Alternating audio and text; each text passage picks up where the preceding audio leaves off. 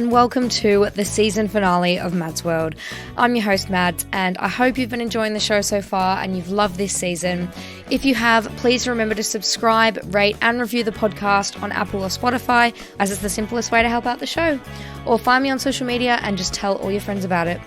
I've decided to start reading out my favourite reviews each week from Apple Podcasts, so go and leave a review and I might read it out.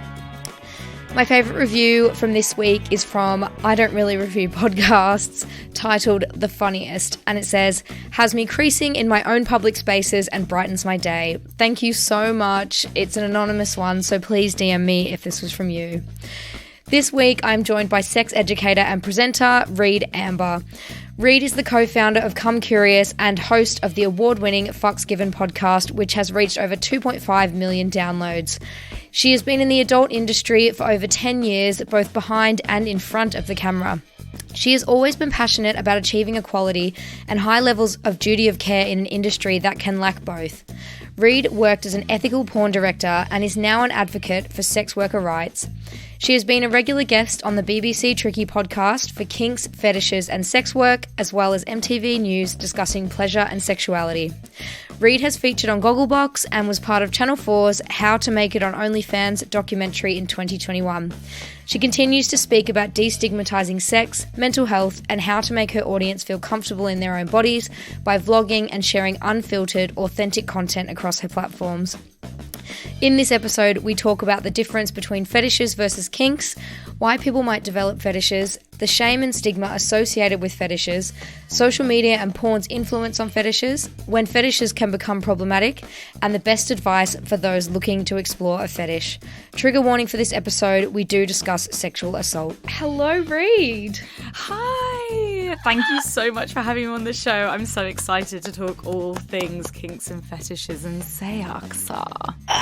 Oh my God, I'm so excited to have you on the podcast.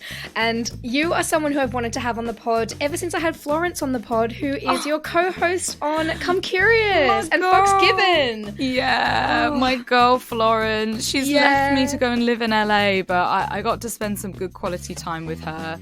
And yeah, we've been with each other over 9 years now, starting on the YouTube channel and then doing the podcast Fucks Given, which we're actually just about to do a rebrand, and we're going to change the title of it to Come Curious instead of Fucks Given. So it just makes it easier to search. Fucks Given's actually really hard to search for, and the algorithm bloody hates it. So oh my God, needs must. I can totally imagine. And I loved following you and Florence in LA together. It looked like you had such a nice time catching up. Oh, it was exactly what I needed after going through a breakup and just feeling like being on my own and being like, riding the breakup waves, and then actually being able to get out of my head and out of the same space that I was with my ex, and then going and seeing one of my really close best friends who I work with. Just it was honestly so healing and so magical, and we put in a lot of time together to heal, to do things that make us feel uncomfortable. So we made sure that we practice cuddling each other. I don't know if you find this, but cuddling your platonic friends is really hard to do. It sounds really simple, but it just isn't. Any kind of tactile. A hug is different. Lots of people can hug, but a cuddle where you're cuddling each other for an extended period of time. We practiced doing that, and again, I just got all my needs met and had the DMCs, had like the no judgment, the understanding, like absolutely and also we obviously got to play and have fun too. So it was a fucking great holiday, exactly what I needed. And I came back feeling refreshed, apart from COVID. That kind of fucked me a little. Oh God. And do you know what? On top of all of that, the sun just getting, like, even having London, it being sunny this last week, I'm like, wait, maybe I'm not depressed. Maybe it's just the weather. Honestly, I woke up today like, oh wow, I don't hate my life. And I actually want to get out of bed today. Although I was really unlucky when I went to LA for 2 weeks, it was gloomy and rainy.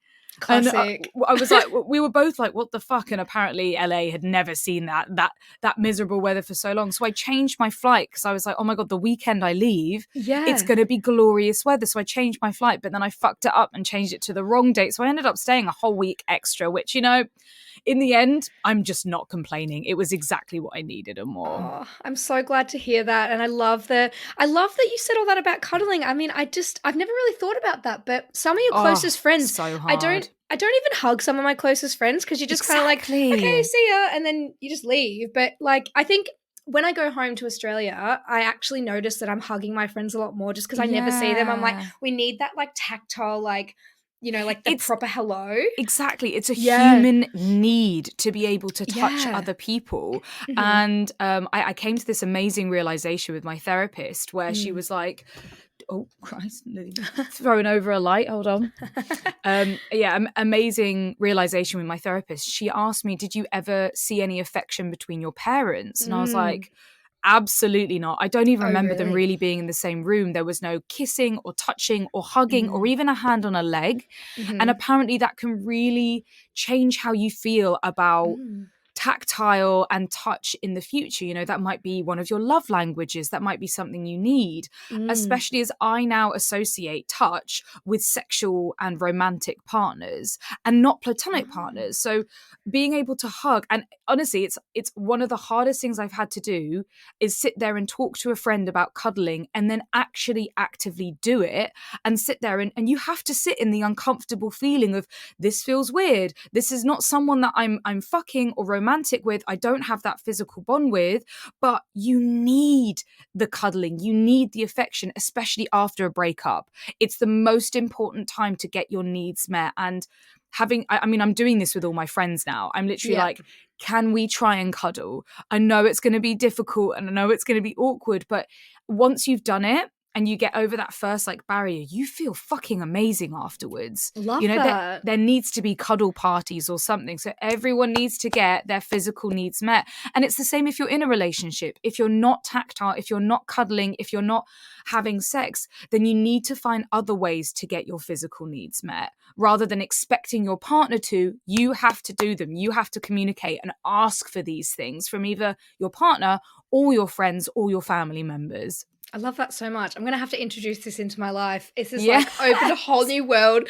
It's so, honestly, like anything that makes you feel uncomfortable, you have to run towards. Otherwise, you're not growing as a person. I love that. And this sort of leads into my first question for you because obviously you're a very passionate person. Thank you. What are you most passionate about? What is your biggest passion? Because obviously you dabble in so many things. You've got your Instagram work, you've got your podcast, YouTube, fetishes, body hair, so many different touch points. But what do you think your biggest passion is? Oh, that's so hard. That's a real hard. It's a toss-up between talking about kinks and fetishes because I have a tickle fetish. I have actually a couple of big fetishes that do dictate my sex life. And also a toss-up between my sex work as well and being an open and active and proud sex worker. But I can't really talk about sex work on Instagram and social media because censorship. I get censored. I get my account taken down. I recently had my Instagram account deleted for the 8th time. Oh my God. And I believe, I'm not 100% sure, just because I'm an open and honest sex worker and I talk about sex, and a lot of people hate that. A lot of people want to censor me. Even if what I'm saying is valuable and educational, they're still like, you're a fucking slut. You don't deserve to be heard. This is teaching people the bad stuff, which obviously I think we both completely disagree with. I think anyone listening to this podcast would just be like, that's fucking ridiculous. But there are people out there that literally hate what we're doing with a passion because they believe it's wrong for whatever reason. And probably half the people that are doing that are the people that watch porn or engage with sex workers. So it's what is your point? I know, it's so frustrating, but those are the ones that feel the most shame. And it's almost like they must have to, maybe they're counterbalancing the fact that they think they're evil and shameful by trying to do, I don't know, God's work or something, and trying to silence and censor those people, even though they're probably sitting there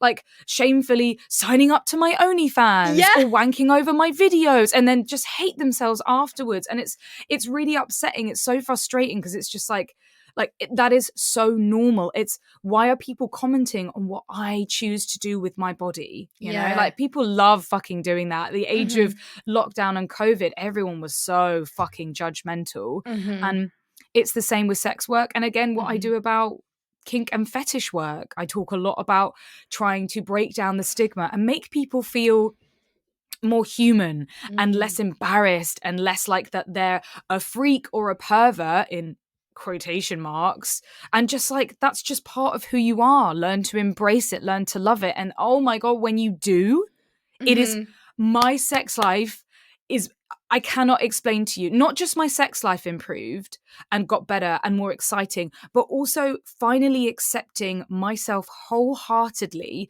for who I am was a complete game changer. And I'm so sad for the first 28 years of my life where I tried to hide that part of myself. Yeah. And I'm so glad that I was like, I have a fucking tickle fetish. Yes, it hurts and it's difficult and it's hard to say, but the more you say it, the more you talk about it, learn about it, research about it, the more you accept it, and then therefore accept yourself and love yourself. And it's just a motherfucking game changer. Oh, it must be so good for your self-esteem to be able to say that as well. Because I think if it's something like shame is such a powerful emotion. And I've read articles that say that shame is one of the core emotions because it's nothing like anything else that we feel or experience. Because if everything is on like a wheel and you've got like happiness, anger, jealousy, like different feelings that are not related at all, well, shame is one of those, and it's just so powerful, and it can change your whole sense of self and your whole identity if you don't release your true self. Also, shame, I've been learning that shame actually can be a positive. You know, shame can teach us from making the same mistakes, like help us stop doing those mistakes. And also for me, especially with a fetish, I enjoy the shame part. I actively get off on the shame part, the humiliation part, the degradation part. It is a huge part of my sexual psyche. You know, like I think about the things that really turn me on, and it's stuff like consensual, non-consensual play.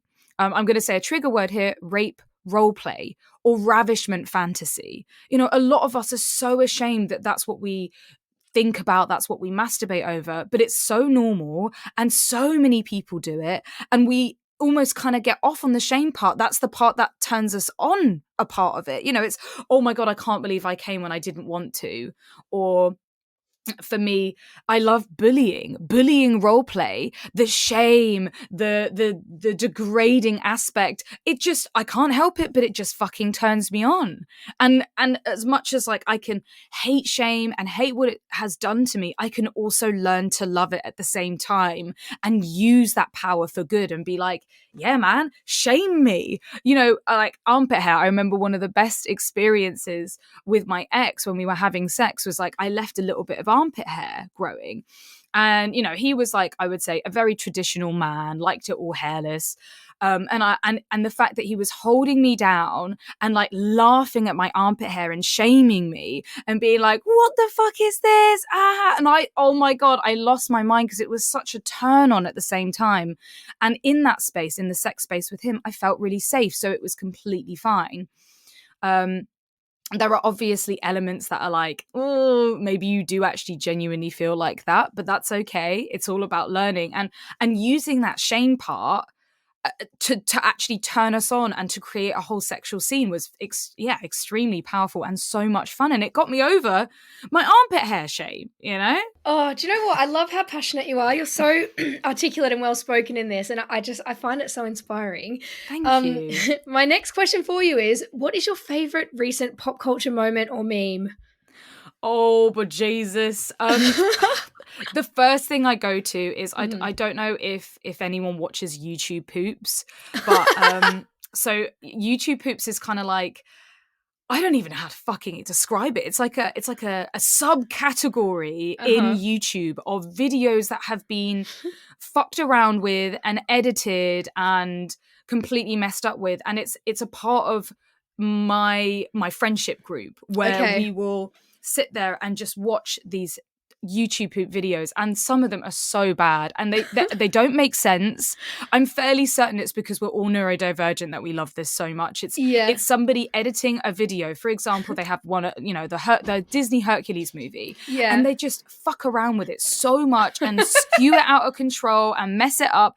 And I know it's got nothing to do with sex, but that's what brings me so much joy. We will all sit around drinking, or you know, even just a night in, and we'll just be like, okay, let's just put on our favorite YouTube poop videos. And they've done it all with like, okay, you got to check out Spock, which is a YouTube poop video about Sherlock Holmes. Oh, what's the actual title called? It was like, you know, the English Sherlock Holmes with Benedict Cumberbatch. And it's called Spock, and it's just so dumb and so funny, and it's just, the dumbery is just it's I don't even fucking know why, but it's just fucking funny to us. And it's also nostalgic, I think the nostalgia's mainly there for us. You know what? And the idea of sitting around and watching YouTube videos is nostalgia in itself. Like, I saw this TikTok yesterday, and it was like a swiping one, and it was swiping across, and it was like POV, you're at a sleepover and you're 10 years old and you're watching random stuff on YouTube, and it was like like Harry Potter Puppet Pals, like Charlie the Unicorn, just like, oh my God, and like these weird videos that, and now I feel like memes are so fast and they happen so quickly, and they're just like a blip, like a tiny cultural blip. Yes. But back then it was like, they were everything. We do this for like a year. Like, we found it funny for like a year-long period. Or like, like salad fingers. It was like, these were the original viral videos. They were the ones that you would sit and watch like on the family computer with your friends sitting round, and your mum's like, get off, it's 12 o'clock, you know, and I'm like, no mum, like, just give me a few more minutes on MSN, I'm talking to a boy, like all of this shit.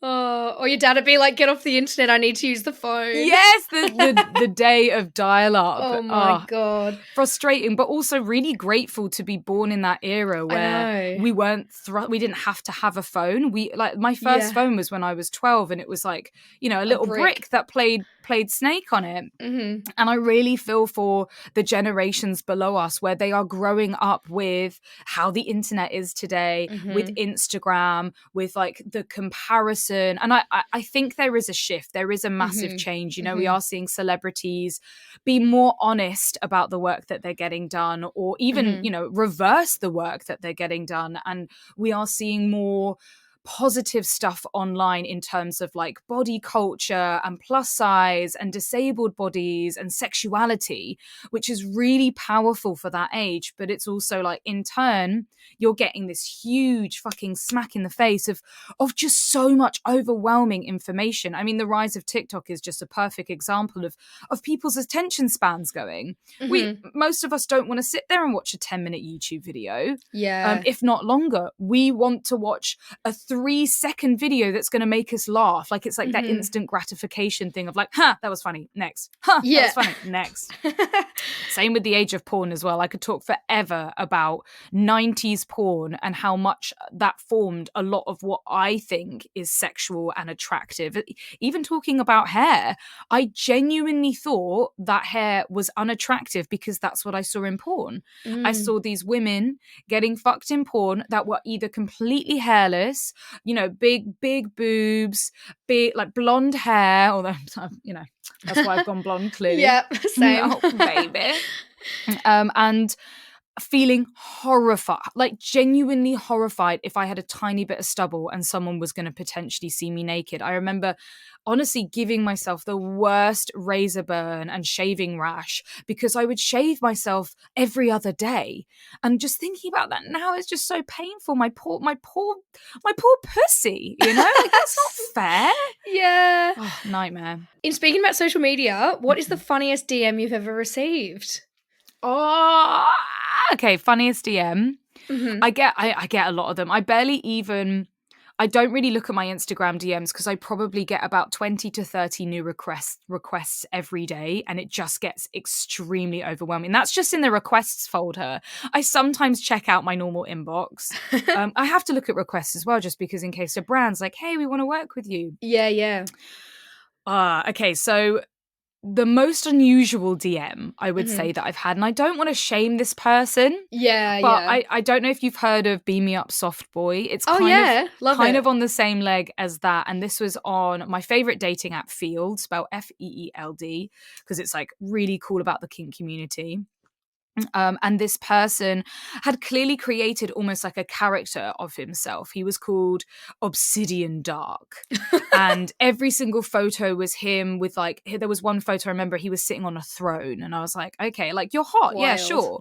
And the message that he sent me was just out of this world. Should I read a little bit for you? Please read it. I would love that. It still sticks in my mind because I'm just like, wow. Like one, this is dedication, but this is like to art, to just say something like that is such a risk, because it's like it's a dedication to the bit. Commit to the bit. Okay, firstly it starts with my queen, which, you know, all right, I feel this.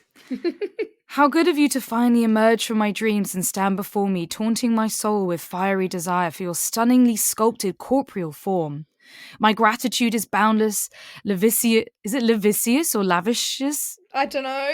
Lascivious, and life-changingly pleasurable. I burn to express it to you on the flame-kissed battlefield of the dark, shining passion. Wow. It doesn't stop there. It goes on for quite a few more paragraphs. Okay. Especially because I was like, okay, that's just a copied and pasted message, sure. Yeah. But no, he actually writes this to me. Because I ask him, oh, how's Tricks? And he's like, Tricks are excellent. More extravagant, naughty, and delicious than ever. More people falling for them than ever before, too. What do you mean, falling for them? That sounds fucking creepy. Falling for my tricks. Oh! That said, the search for a fencing partner of equal skill in the spheres of drinking, flirting, piss-taking, and fucking is proving long and fruitfulness. I had almost lost hope of finding a seductress to rival my passion, stamina, and merciless humour before the gods revealed your captivatingly lawless excellence to my eyes, that is. Oh, I actually have to applaud his poetic. Right? Like, he's such a loquacious guy. That vocab. Right. Where did he find it? I do not know, but it was more the fact that it's almost like he's gone into role play before even asking about the role play, you know? It went on for a few more paragraphs too. And I appreciate the dedication, but I feel like the first time you're messaging someone, that should just not be the first message, you know? You should say... Ease in. Ease in, because it can be quite a shock. Especially because I'm super dyslexic, so reading that is just fucking hard enough. I'm like, what the fuck are you saying, man? Like you got to make your words relatable. I have no idea what you're on about in half of that. Yeah, it's kind of selfish to just jump in and just be like, this is everything that I want, and just like spewing information and not even being like, do you like it? Like, yeah, there's no question from him there. Yeah. Like, how are you? Or like, what are you up to? There's nothing. It's just, this is me. And I was like, wow, okay. For me, that's a red flag. And I really hope you find the right person that works for you, and I'm sure you will, but that was just not my bag. Yeah, just the broadcasting of information to whoever will listen. But yeah. Also, imagine the sexting. I'd be like trying to like match him, and I'd be like, nah, like I'm too fucking dumb for this shit. Just tell me you got a hard cock and you want to spaff on my face. Come on. You'd be on thesaurus.com being like, fuck. That would literally be me, yeah. Me too. Oh, my final question for this round is, what is your funniest dating story? Whoa, okay. Oh, love this question. Every time I ask it, the answers, I have no idea where it's going to go. And I know you've got some good ones. I've got some good ones. Okay, maybe I'll try and do two of them. Okay. But as quick as possible. Okay. So first one, maybe it's not even funny. It's kind of cool. Like when I was when I just left uni, so I was probably about 21. Yeah. I ended up in a semi like fuck buddy relationship with a much older married couple who lived, and I was still living at my mum's coming back from uni, and they lived 3 roads away from my mum. Oh god. And so I would go round there. I'd be like, bye mum, I'm off out, and I'd go round to theirs and be their sex slave. They would dress me up in latex, right. They would put a collar on me, they would like lead me around the room. I would watch them fuck. They once ate sushi off of my naked body as I was a table. God. And that was just like, that was early experiences. Yeah, they were really cool. They were really opened up a lot of like I don't know, like the lack of fear and just confidence that was there. Mm-hmm. But the one I jumped to, which I would say is funny, is I think, again, this was after uni. I'd never had a one night stand. I'd never like gone to a club, like the stereotypical go to a club and take someone home and fuck them and never speak to them again. So I was like, tonight, to my best friend, tonight I'm going to fuck someone. I'm going to find someone. And the whole way through the club night, couldn't find anyone. And at the end of the night, the club lights turn on and I'm like, oh shit, the night's over, quickly. Like, who can I find? And I'm darting around the room and I see someone. I'm like, okay, yeah, all right, let's go up to him. And I go up to him and I'm like, you're fit. Are you single? Do you want to fuck? And he's like, oh, yeah, sure. So I go, say to my friends, I found someone. I'm going to go back to his, like, I will let you know I'm safe. Yeah. Go back to his. Which is actually just round the corner, which is pretty cool. This is in my hometown in Kingston in southwest London. And as we're walking, I'm like, oh, so yeah, you sub, are you dom? And he's like, oh, I'm submissive. And I was like, oh, fuck, okay, right, I'm submissive too. And as we know, 2 subs don't make a dom.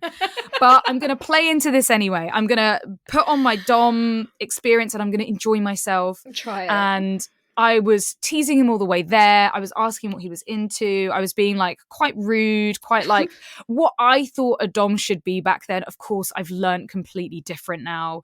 I was just basically mimicking what I saw in the videos and in porn. So we get back to his. I make him go upstairs. We go up to his room. I make him get fully undressed while I'm completely dressed. And I'm sitting on top of him, wanking and edging his cock while he's like begging for me to stop. Like, oh my God, stop, no, mistress. And I'm like, yes, you fucking love this, don't you, little dweeb? Like, really, like, leaning into this. Yeah, you goddamn dweeb. And he's also like, oh my God, no, I'm going to come. And I'm bored as well. We've been doing this for about an hour, right? So I'm just like, no, I don't want to come yet. And I'm like, look, I'm going to fucking make you come because like I want to go home. Make him come. And he's like, oh. And then I'm like, you're going to have to fucking get me a cab home. Make him get me a cab home.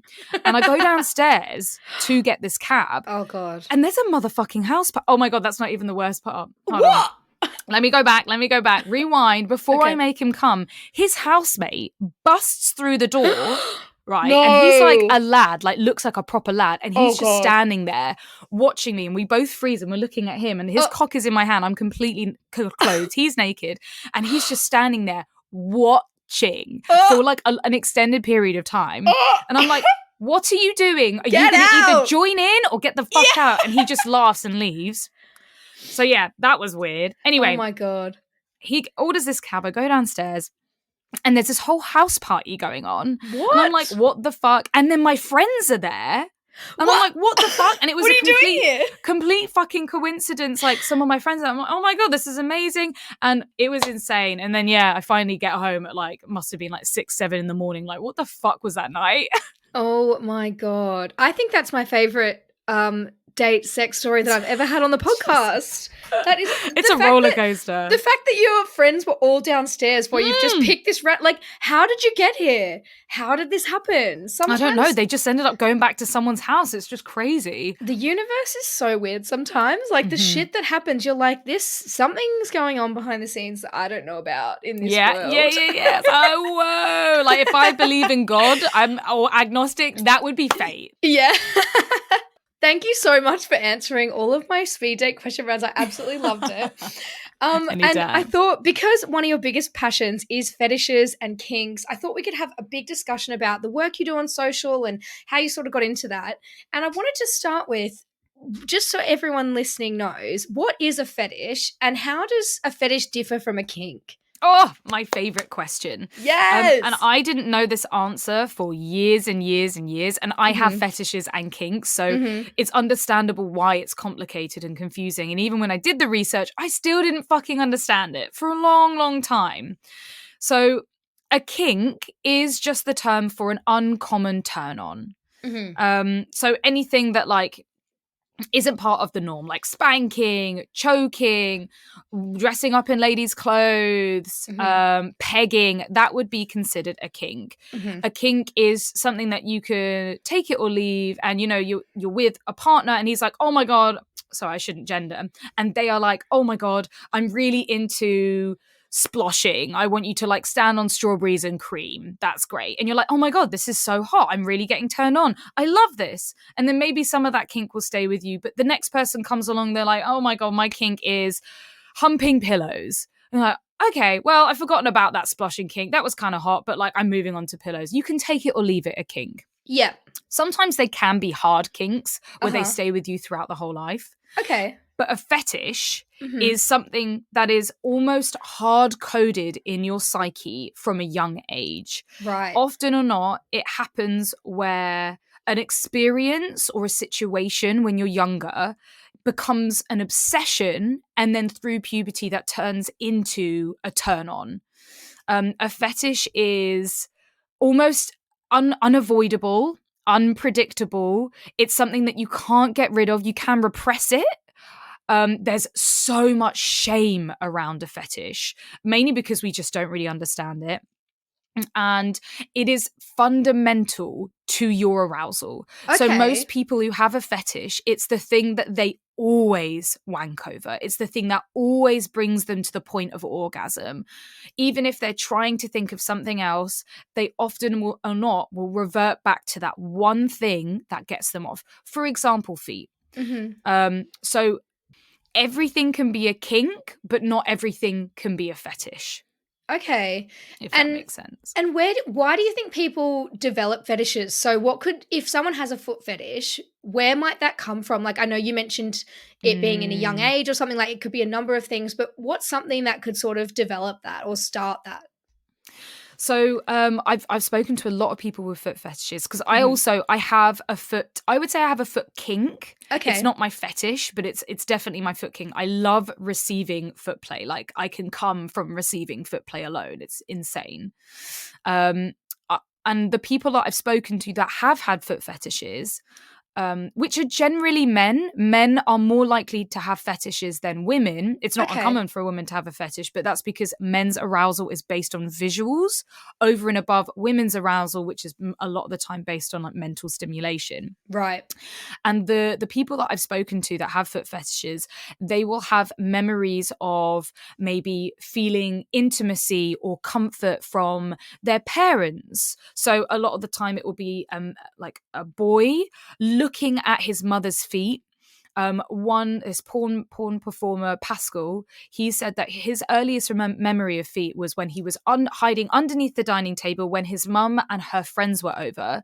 And this was in France, and they would always wear sandals, and he would be playing cars underneath the table over their feet. And he said that was kind of his first memory of noticing women and sexuality and comfort.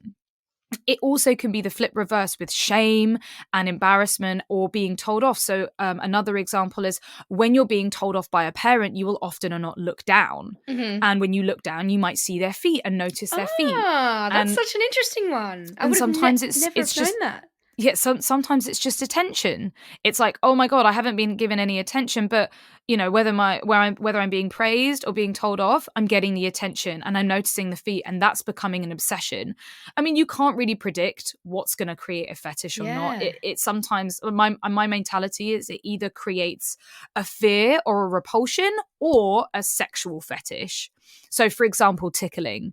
A lot of people fucking hate tickling. I hate it. It's not pleasurable. It is not fun. It is something that people don't like. For me, it is something that is so unbelievably pleasurable. But that's because my first memory of tickling is with my dad, who I didn't really have growing up in my life. And that was kind of like the first, I guess like moments or memory of us being close or intimate or him noticing me or him spending time with me. And that's taken me a long time to open up and not feel shame about and get comfortable with, because obviously the first thing that jumps into your head with a fetish is, oh my God, incest. You know, like incest, I'm a bad person, I'm disgusting. Like this is related to a family member or this weird moment that happened in my life that I feel weird and uncomfortable about. And of course, it's nobody's fault. It's not your fault that that's what happened to you. It's not even their fault that they did that to you and caused a fetish. They weren't to know. No one's to fucking know. You know, tickling is a very large part of human nature. It's very bonding. It can be very fun. Of course, consent issues are there, and it's always so fucking important before you get into anybody's space, including tickling, which is seen as innocent, that you ask. Or when they say stop and you tickle them and they're like stop, and you're like, you ask them like, do you actually want me to stop? And if they say yes, then you fucking stop. Okay? I think a lot of people hide between the innocence. It's the same with foot fetish, guys. I get people messaging me like, oh, send me a picture of your feet. You think you're trying to get away with it because it's innocent, but I know it's just exactly like me sending you a picture of my tits or my pussy. You have to motherfucking respect that. Stop hiding in the innocence of it. But unfortunately, people with fetishes get branded with these awful terms like perverts because they don't know any better. You know, that's what we see online. We see in fucking, you know, think about like true crime, like CSI. Oh, he strangled himself to death. Or like the adult baby play. Like, oh, they're fucking perverts. There's a murder and they were adult babies and all this shit. And it's just like, I truly believe if it's above age, if it's consensual, then you should be able to do whatever you like with other people, with consenting adults, as long as it's consenting and continuously consenting too, you know, making sure you check in. But a lot of people just think, oh, he wants to dress up as an adult baby. That's weird. He wants to touch kids. And that's such a toxic mentality. That's so small-minded. That's not even the fucking half of it. And it's because we just don't know enough. You know, no one talks about this shit. And what I was going to ask you is, where do you think, I know you mentioned like pop culture and stuff and CSI and everything, but where do you think the shame and the stigma really comes from when it comes to fetishes or kinks? Is it just miseducation? Where do you think the root cause of it is? I still think the root cause is probably the confusion of when you're younger and why it happens, especially if it's with a family member. Yeah. I do think that there needs to be a massive change in sex education because fetishes aren't uncommon. A lot of people have fetishes and even more people have kinks. Yet when it's something that's above, against the grain, when it's not normal, when it's not just like, oh, I just want to like kiss and do oral and have sex, which is perfectly fine. There's a lot of emphasis at the moment where it's almost like having kinks and fetishes are cool. Like, no, that is not the case. They are obviously they're both cool, but being vanilla is just as cool, is just as acceptable, is just as beautiful. It's not a competition on who gets more fucking pleasure. You can get just the same amount of pleasure as somebody being vanilla as you are when you're in kinks. It's just about knowing what turns you on as an individual is important. You know, don't force yourself to do something you don't want to do, like how we all did when we were younger. Oh yeah, choke me and spank me because that's what I saw in porn. I fucking hate being spanked. I've always hated it. I think it's fun a little bit here and there, but like I've never enjoyed that. And especially choking, when choking is done badly, which most of us have experienced, when it's like, oh, I actually don't think I like this, but I think I like this, but I can't tell. A lot of people don't know how to choke properly. You know, you do not push down on the front of your neck, on the windpipe. That is dangerous. When you choke someone, you have to make sure it's around the sides of the windpipe and up and above. So you're not restricting their airways, you're restricting their blood flow. That is way more safer. And yet nobody fucking knows that. Nobody talks about it. It's usually guys as well that say that they like being dominant and they have no experience with the BDSM community. They have no experience about the amount of rules and things that make that sort of place safe. Yeah. And then what they really like is being a misogynist and choking women. Yes. Yeah. Or they've just seen porn and they're like, oh, I like that. That's great. And of course, as we know, porn is so unrealistic. Porn is a fantasy. Porn is an action movie you go to the cinema and see, but when you grow up with porn, you think it's real. No, it's not even that you think it's real. You want to believe it's real. So you can suspend your own horniness and turn onness. So we don't want to necessarily think it's fake, do we? Because that's not necessarily the turn on. So it's about changing sex education. I really fucking hope that they teach porn in sex education. It is so important because you're getting kids at the moment that are expecting or doing a lot of stuff that they don't feel comfortable doing just because they saw it in porn. And that's fucking dangerous. And I guess this is sort of leads into my next question as well, is can fetishes become problematic? Abso-motherfucking-lutely. Yeah. Absolutely. Fetishes, like I said, you can't really ignore it, deny it. It's often or not the secret that gets people off. Fetishes are so varied and so different, and a lot of people have fetishes that cause harm to themselves or harms to others. Yeah. So, for example, I was talking to a professional dominatrix. Her name's Margot Throbby. And, oh no, it wasn't Margot Throbby. It was another dominatrix. I know, such a great name. Yeah. She's so hot. So good. This was a different dominatrix, but she said one of her clients, his fetish was to be made to make himself throw up. That was his fetish. Yeah. And of course, because it was his fetish and through all those years, he had been making himself throw up to basically get off, to turn himself on. And that's damaging to your soul. Your gag reflex is getting harder and harder to do. So you're being more forceful, more violent with yourself. Your teeth, your throat, your tongue is being affected by all that acid.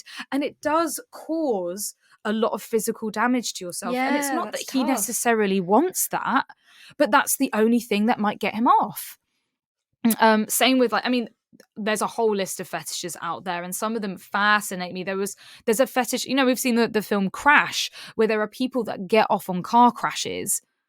There's a fetish, one of my favorites, there's a fetish for pushing people down the stairs. Like, oh my God, what the fuck is that about? I am so fascinated. Yeah. There was another fetish, which was, this one's a bit lighter. It was a girl was talking about she loved being pelted with frozen fruit, like so obscure, so specific, but so beautiful. I would say that I actually got away like scot-free with tickling. Yeah, tickling it's pretty is one like of the standard. A lot of people enjoy doing it. It's easy. It's very part of ingrown nature. It's very part of like human nature. But when it's something like, imagine that the only time that you can get off it if someone cuts you, Yeah, like, that's so hard. Or if you are like beaten up black and blue, that things like that is just, I think that when it is so detrimental to your health or when it's to somebody else's health, go and speak to a sexual therapist, a psychosexual that's great therapist. Advice. Speaking to my therapist about my tickle fetish again helped me so fucking much. It changed my world, and I felt, and it made things more clear. And also doing the research online, you don't have to speak to a professional. Just do the research online, look it up, look at research papers, look at people, find your community online, because it's so isolating. I believed that I was the only one that felt this way for most of my life until I actually went online and started seeing porn and started signing up to the forums and talking to people on Reddit and like actually meeting people from the internet. I wouldn't recommend this for everybody, but I've now started twice a year. I create my own tickle event and I invite people that I've met online, and I go to the munches and I go to the meetups, and I just feel less fucked up about it all. I feel like actually talking to these people who truly understand the way that my brain works, who truly get it, you just feel so much less alone. And it's just again, like, I'm loving my life at the moment. I have now put my fetishes on my dating profiles. Actually, I did that a couple of years ago, and I had one of the most incredible relationships where I had all of my fetish needs met and more. And I could not have been happy, and I wouldn't have found that if I hadn't started this journey of acceptance and put it very clearly on my dating profile, because I've met people now who have tickle fetishes through dating apps. I think social media is such a powerful tool for finding community and finding like-minded people. Yeah. What would you say in regards to how you think it affects people's views on fetishes and whether that's positive or negative? What would you say? It does depend, because you mentioning toxic doms, I think like that's very hard, you know, like it's frustrating because like you know, you see the ones on TikTok where it's just a dude being like hot and gross, but like you're still turned on about it, but you're also disgusted at the same time. Yeah, you're like, come on, bro. I saw this one where it was just like, imagine this is your face, and he just spits, and I was like, like why? Like I fucking hate spit, but why am I turned on? Because you're a fucking pretty boy, or like, you know, when they're joking around choking you, and I'm like, okay, that's like, maybe, sure, yeah. If you're actually clued in the BDSM scene, you understand boundaries and kink, you understand how to communicate without words. Even words are powerful, but communicating with body language, with eyes, being able to check in. I think we throw around the term aftercare as well.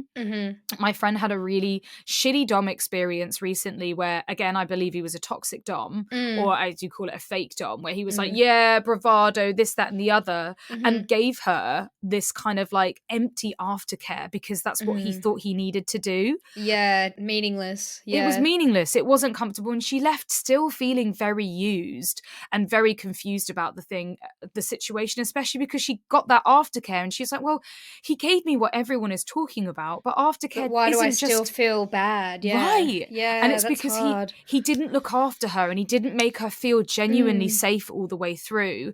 And yeah, maybe he gave her a kiss and a cuddle and told her she was a good girl afterwards, but that's just not fucking enough. You have to, anytime you have a session with somebody, or you're dominant, or even if you just choke someone out, and not literally choke someone out, you choke someone or spank someone after having sex, I would always recommend doing a follow-up text a few days later, because it's hard to talk in person. I get that. A follow-up text saying, hey, like, how did you feel about that fuck? Like, I understand that I did this, this, and this. Did I make you feel safe enough? What can I do to make this a better experience for you? I love that. Honestly, if someone does a fuck follow-up text, I am creaming. It is like, wow, you are mature. You know what you're fucking doing. You're a grown person. You're a grown person. And it's the same. It's the same with subs. Stay away from subs that say, I have no limits. You can do whatever you like to me. That is also a toxic sub, because they need to know their limits for you to make sure that you are both safe. I also think that doms don't realize that when you're in a sexual situation, a vulnerable situation with someone who's submissive, you are not really the dominant. You have to respect that you don't actually have the control here. You don't have all the power. It's like someone is letting you have that power. Yes, you might pretend to have that power. You might role play having that power, but ultimately you will never do anything that the sub won't be fully okay with. You know, yes, it's fine to push boundaries, and in my type of play, I use safe words. I use the traffic light system, you know, like amber, orange is like, whoa, I'm not really sure like how much I like this, and red is stop completely. But I actually actively enjoy reaching my safe word, my limit, and being with someone that can push past that limit. That's what gets me off. But that is not the fucking same for everybody. And I only do that with people that I fully fucking trust, that I know can have that intelligent, emotional connection and conversation with me throughout that journey. There's a lot of online, going back to your question, I think there's a lot of misinformation out there of like, yeah, choking, spanking, but it's never followed up with, make sure you communicate, make sure that they are happy 100% of the time. It doesn't fucking ruin the moment if you're there going like, I'm a scary dom and I'm doing this to you, and just checking, are you okay? Yeah. Okay, perfect. I'm going back. It will just not breaking the fourth wall here. Yeah, break that fucking fourth wall for both of your safety and for both of your happiness. And it honestly helps. Like, I do it all the time. Yeah. You know, I'm there being submissive, like, oh my God, stop. No, don't. Why are we doing this? And then I'm like, hey, actually, can you just slow down for a sec? And then I go back to it. It's so easy. It's so nice. Or like, oh, can you, especially if I'm in bondage, like, oh, can you just adjust the one on my wrist there? Oh, there we go there. Oh my God, stop, I beg you. You know, that kind of stuff. does not ruin the moment. I think that's such great advice. And the whole communication thing, I think, is really brilliant advice as well. Mm-hmm. What would be your best advice for those looking to explore a fetish, apart from going online and educating yourself and, finding your community? What are some other tips that you have for people who are listening who might be wanting to branch out? So if you have a fetish, you might after listening to this, you might know it's a fetish, you might not. Again, the lines get really skewed. If you have a fetish, then I would highly recommend going online and not just looking at porn, which is the first thing we do, and then feeling that shame hole. Looking at the research, looking at why you might feel the way that you do, doing a deep dive back into your background, figuring out your earliest memories of that fetish. And the more you learn about it, the more you write it down, the more you journal about it, the more you try and open up and talk to other people. Talk to your friends, talk to your partner. It's actually really hard talking about your fetish to an existing partner. I found that it was actually, the whole thing was hard. The only way that I could really get over it was basically breaking up with a partner if I'd never told them about my fetish, or maybe it hadn't been received in the way that I wanted it to be. And then almost like learning to love it myself. And so the next relationship you go into is actually accepting of your fetish and will indulge you. Especially it hurts if you love that person and you want to be with them, but they're really not okay with, like, I don't know, sucking your toes or something like that. Maybe speak to them about having your needs met, because it doesn't matter how much you repress your fetish, it will still always be there, and it will still always want to be like noticed and explored and played with, and you will always fantasize. I found that the more I repressed it, the more I obsessed about it, the more I couldn't stop thinking about it, the more porn I watched, the more I felt disconnected from my partner, because every time we fucked and I wasn't being tickled, I would be thinking about people tickling, so I would be elsewhere anyway to try and get there. And if you don't have a fetish, or maybe you know someone that does, you have a partner that has a fetish, again, it's the same. Like, knowledge is power. Learn as much as you can. Try and speak to them. It's really hard to do so. So maybe write them notes. Like, if they've mentioned before in the past, like, they really, really fucking love tights. Like, nylons is everything. And they're like, yeah, I really want you to wear tights. Ask them, how much do you like nylons? How important are nylons to our sexual life, to our sex play? I actively try and make it a part of something, like explore into it, lean into it, enjoy it more, and tell them that, make it very clear that it's not shameful, it's not embarrassing. Actively be enthusiastic and excited about it. Of course, it's a bit hard when it's something like, I don't know, like scat, for example, which is poo play. If that's something that you feel like you can't try and you can't give them, then think about ways that they could maybe get that elsewhere. How can you make this doable? If they're desperate for you to shit on their chest, for example, and you just can't do it, then maybe try the baby steps, try and shit in a box, and then give that box to them. And they can do whatever they want with that. And then it's just breaking down those boundaries and barriers. If somebody really wants to piss on you, their thing is water sports. I'd be like, okay, let's try it, but I'm going to wear a full rain mac and I'm going to be in the shower and I'm going to like wash myself immediately, but let's give it a go. Just don't get it in my hair or my mouth, right? It's all these tiny little baby steps you can do. It doesn't have to be all of a sudden I'm going to push you down the stairs and watch you break your leg. It's like, can you just slide on your bum on down the stairs and see how we go from there? Is that cool? Yeah, it's try and find ways to make it work. I did the same with my tickle fetish. I would, oh, could you give me a foot massage?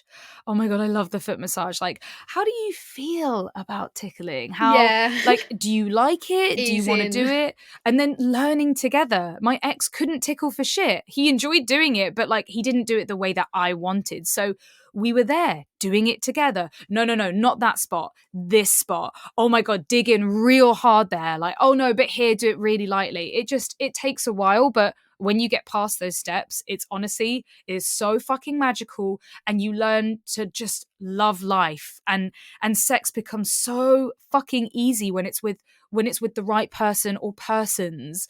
And honestly, I'm having the best fucking time at the moment. I'm loving life. Oh, Reed, honestly, thank you so much for coming on this podcast. I feel like the space that you give people to be themselves and to have permission to explore parts of them that they may have felt shame about, I just find it really inspiring. And you've been such an amazing guest. Like, thank you so much for the work you do. I think there should be just more people like you out there that are accepting and loving and creating space for those who want to explore different parts of themselves. So. Thank you so much. This has been so good. Because again, hosting Fucks Given Come Curious, I never really get to talk in this much detail in depth. So I love coming on. Thank you so much for inviting me. And you please keep doing the good work that you're doing and opening up the conversations, because it's just, we're not getting enough and we need more. Anyone else listening to this as well, if you feel compelled to make videos, YouTube, socials, a podcast, and talk about stuff that's passionate and important to you, please fucking do, because we just need more of you to educate the masses. Yes.